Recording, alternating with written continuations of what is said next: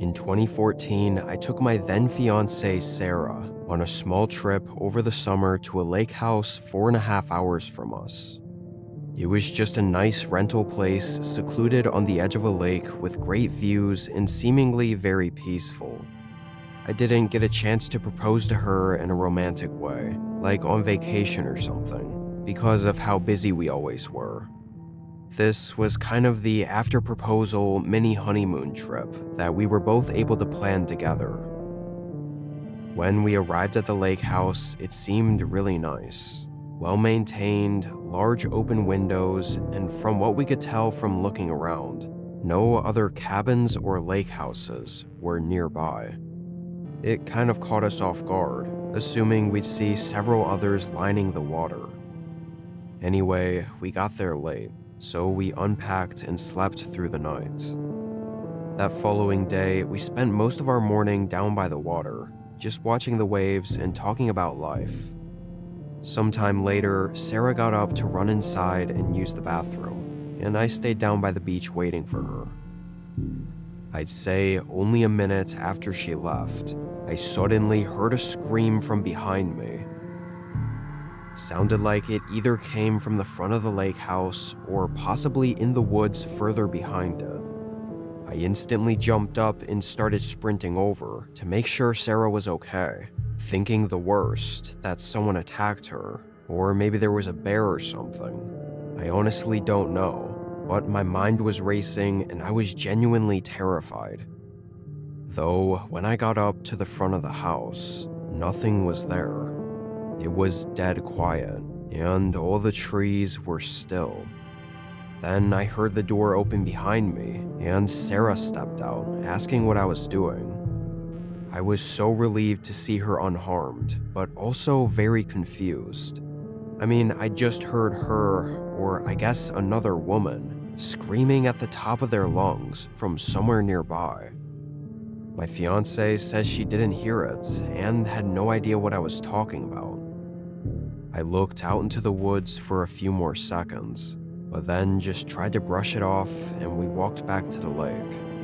When we sat back down, I explained again what I heard, this time more calmly. It really sounded like a woman, but out here. Nothing else was nearby at all. Why would there be just a woman in the forest near the lake house? Eventually, Sarah made a good point, that if it really was another person needing help, they would have come running up to me or the lake house, and definitely would have screamed more than just once. After thinking about it for a bit, I agreed that I probably just misheard it, and we went on with our day. We sat outside for a few more hours and then went in to eat lunch, and spent the rest of the evening having drinks on the balcony that overlooked the water. It was really calming, and Sarah seemed to be enjoying the getaway, which was all that mattered. Around 10, with it being fully dark out and having drank probably too much, we both went upstairs and got in bed. She fell asleep pretty quick, but for some reason I couldn't. I laid awake for a while. I think when I eventually rolled over and checked my phone, it said it was 1:15 a.m. That's when I decided to just get up and head downstairs, maybe quietly watch TV or something until I could get myself to sleep. It was kind of frustrating though, because I was actually very tired, but I just couldn't fall asleep for whatever reason. I went down to the kitchen and got a glass of water, then went to the living room and turned the TV on, keeping the volume low and laying on the couch. Fairly soon after being down there, I started to realize how uneasy I felt. With the massive windows, there were no curtains or blinds, so it felt like anything or anyone could be looking in at me from the darkness outside. I knew how crazy that was to even think about because of how remote this place was, but still, it really bothered me. And then, as I was sitting there on the couch, I heard it again. That woman screaming. It was the exact same scream I'd heard earlier in the day, and it sounded like it came from right outside the house. I got up and went over to the window, leaning close enough to the glass so I could see clearly. The forest was completely pitch dark. Nothing was even moving, like everything was completely still, to the point I thought if someone was out there, I would have at least been able to see a shape moving around, but I really didn't see anything. After a minute, I backed up and rubbed my face, exhausted and thinking I was going crazy. However, before I even made it back to the couch, 3 loud knocks at the front door. I took a few slow steps up to the door, and that's when a voice started calling out. It was a soft woman's voice, sounding like she was maybe early 20s, and she just said hello and is anyone home. Her voice was shaky, like she was lost or needed help. I walked up closer to the door, but still had this incredibly unsettling feeling about this. She called out again, asking if I could open the door and let her in, that it was cold outside and she just needed help. What was unnerving about this was I could tell from the way she was asking and talking that she already knew I was behind the door, like she probably had seen me standing in the window. I leaned in and looked out the small hole in the door to see what she looked like. The woman didn't look at all like what I thought she would. She was pretty tall. She looked older, too, not like some innocent, helpless girl. And she wasn't moving either, like she was stiff, just standing there. After 15 seconds of looking at her, and it being very quiet, I hesitantly put my hand on the door handle, thinking about cracking it open to assess the situation a little better. But the moment my hand touched the handle, her arm extended and grabbed the other side of the handle. The sudden movement actually startled me.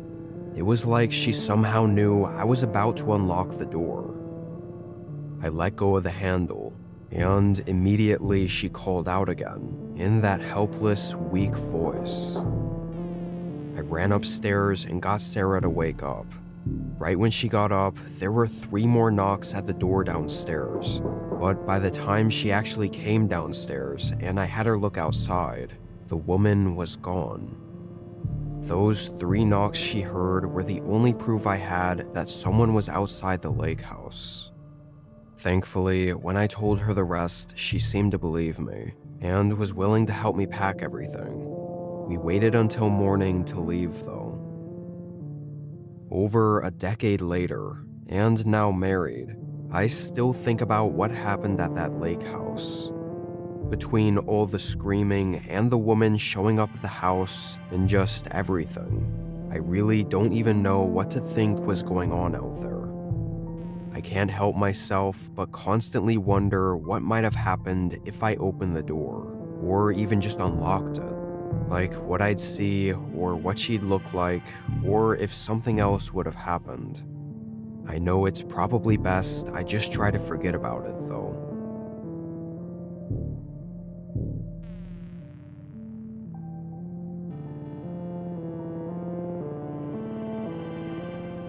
This was only a couple years ago, right toward the end of summer after most people had gone back to school or work. I took some time off to go on a solo vacation to meet up with some of my friends. They still lived in my hometown where I grew up at, which was just a small 3,000 population town tucked away from everything else. I chose to fly there and just rent a car instead of driving 30 hours. Because the town was so small, the nearest airport was at a city 40 minutes out, and even then, it was a very small airport. I don't fly often, but the plane I was on was much smaller than those big commercial planes I was used to. It wasn't full either. There were only like 20 other people on the plane. I had a window seat, and figured since it was so empty, I'd have that row to myself. But right before they closed the terminal, a guy walked in and sat down right beside me. He looked late 40s and had messy hair and an untrimmed beard. I had my headphones in and just kept to myself, though for the whole flight, I kept catching the man looking at me. Not just glancing over or trying to look out the window. He was looking at me with these dead, creepy eyes, and he wouldn't even look away once I caught him. I didn't feel threatened or scared or anything like that, but just weirded out. When the plane landed, I was very happy to get out of there and just get my rental car and head down to my hometown. I checked into a small rental house on the edge of town, then hung out with my friends for the rest of the day. We went to a local bar to end off the night, and I got a taxi back to the rental. I want to say I got back around 1 in the morning. I walked in and went straight to the bedroom. I was so exhausted, I just got right in bed. And maybe just a minute later, I thought I heard someone knock on the front door.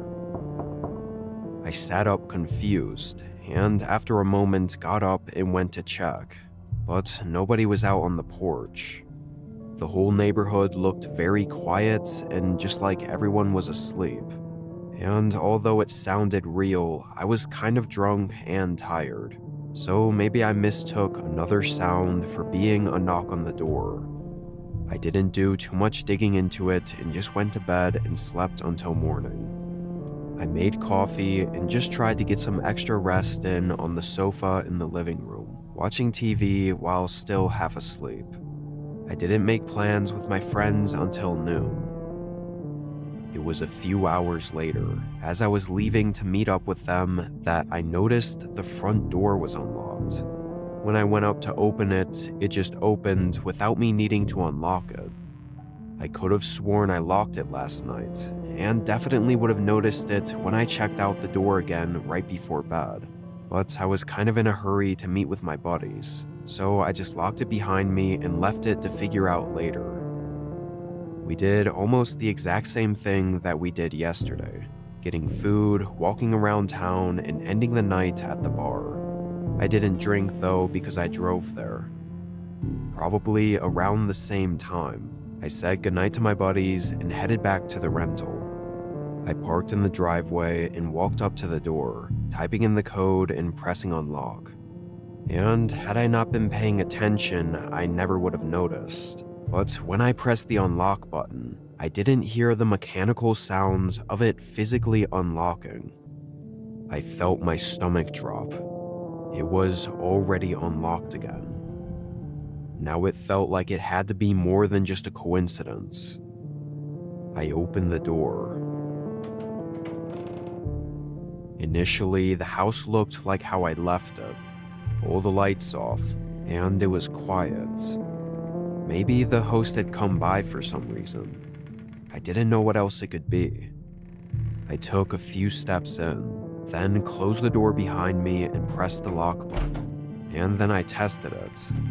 It seemed to have locked with no issues. I walked a little further in, looking down the hallway that went to the 2 bedrooms. The doors were open, which I'm pretty sure was how I'd left them. I wish I could say that my gut was telling me something was very wrong the longer I stayed in the house for, but to be honest, it was the opposite. The more that I saw everything was just how I'd left it, the more I thought I'd been overthinking everything. I walked down the hallway and looked into the main bedroom that I had my stuff set up in, and really wasn't expecting to find anything. But when I looked into the room, I could feel the blood drain from my face. There was a man sitting in the dark, right on the edge of the bed, facing the doorway. I instantly recognized him just from the dead look on his face. It was the man from the plane. I bolted away from the room and straight out of the house into the car. Oddly, I didn't hear the man chase me, or even get up from the bed. It was like he was just sitting there frozen. I drove away and called 911. I think the police got there in just a couple of minutes. but the man wasn't there. However, over the next few days, while working with the police, the rental owner, and the airlines to figure it all out, they were actually able to identify him. And the owner had a camera on the outside of the rental as well. Disturbingly, it found that the night before, when I'd woken up and noticed the door unlocked, the man had walked up to the house, and while not visible on the camera, it's pretty evident that he went inside somehow. He stayed inside for over an hour before the camera saw him walking out. There's really no saying what he did while I was sleeping, but even just thinking about him possibly opening the bedroom door and staring at me is genuinely unnerving. For weeks, the cops tried to find the man, but he didn't really have a known address or any other information aside from his name. There's no saying why he targeted me, whether or not he even knew me, or what any of his intentions were. It's been a couple of years since all this, but I still feel on edge sometimes, thinking he could still be out there looking for me.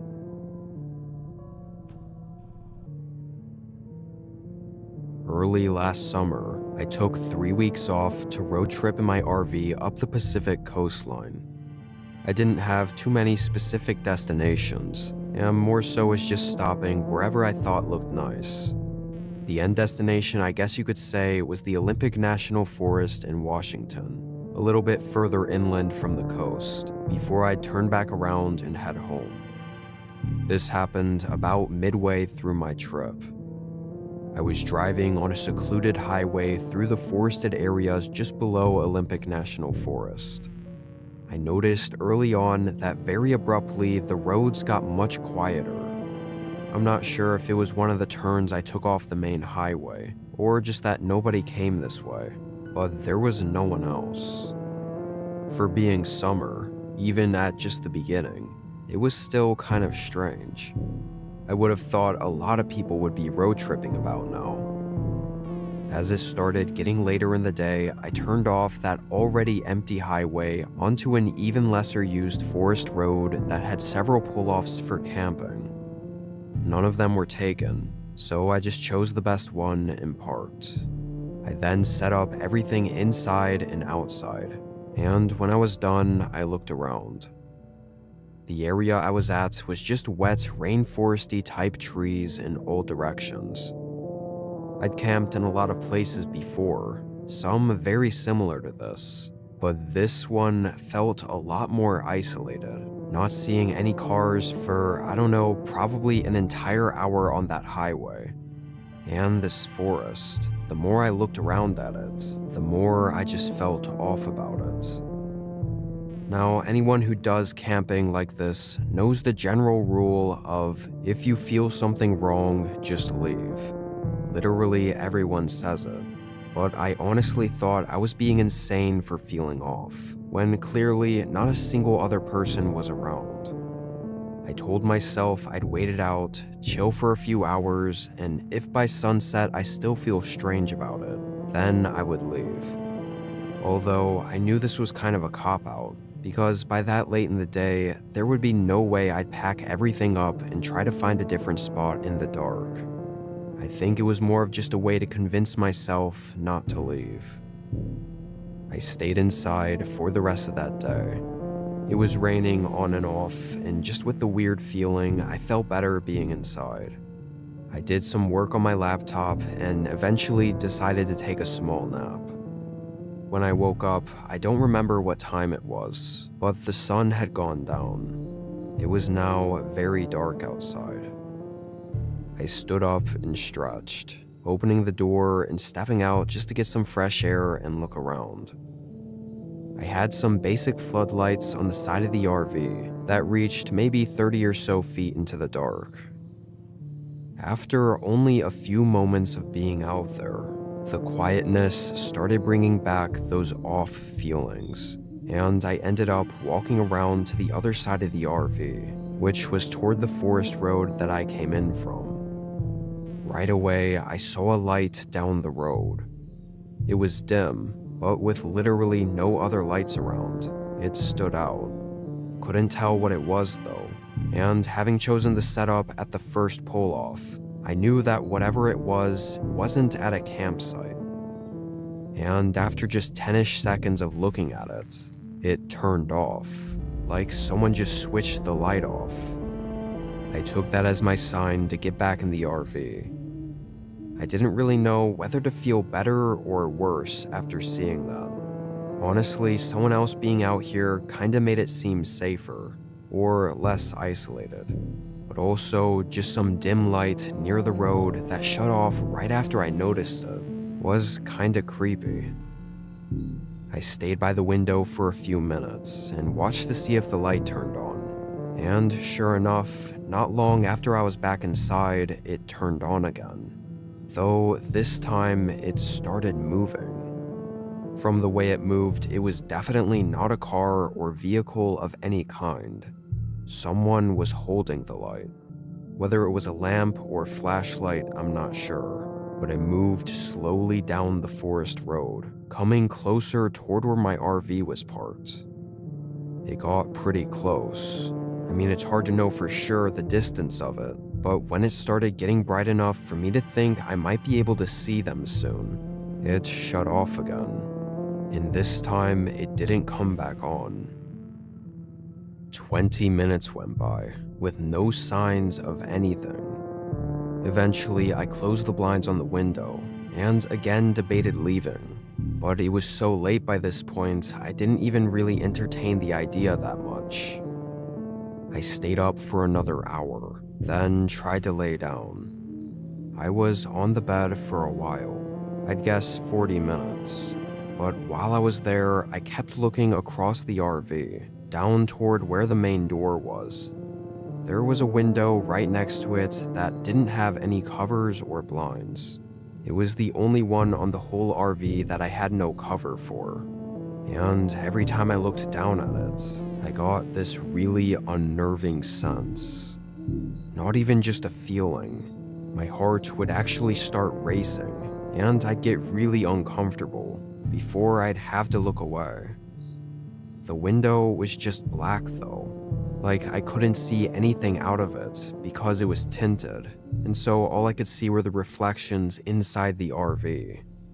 The only way to see through them is if it was daytime, or at night if you had a light outside.